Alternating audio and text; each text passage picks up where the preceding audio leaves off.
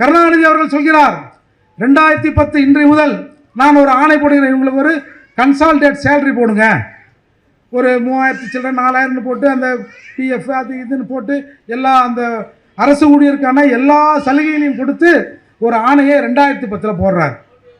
கேவலம் பாருங்க, இந்த திராவிட மாடல் ஆட்சியில் ஒரு அப்பா போட்ட உத்தரவை புள்ளகிட்ட போய் நடைமுறைப்படுத்துன்னு கேட்குறோம். ஜெயலலிதா அம்மையார் போட்டிருந்தா கூட நீங்கள் அதிமுக ஆட்சியில் போட்ட உத்தரவு, அதிமுக ஆட்சியில் போட்டது நீங்கள் நிறைவேற்றுங்கன்னு கேட்டால் கூட இதில் ஒரு அர்த்தம் இருக்குது. ஆனால் உன் அப்பா அடிக்கடி சொல்கிற இல்லையா, நான் கருணாநிதியின் மகன் அல்லவா? எப்பா என்னப்பா சொல்கிற நீ? நான் கருணாநிதியின் மகன் அல்லவா? சரி மகன் தானே, உங்கள் அப்பா போட்டார் இல்லை, இதை நிறைவேற்றணுமா வேணாவா? சரி உன்னுடைய கவனத்திற்கு இது வரவில்லை, இன்றைக்கு 3-4 மாதம் ஆகிறது, என்ன கீழ்ச்ச? இதுக்கு தான்டா தமிழ்நாட்டை ஒரு தமிழ் ஆளணும்.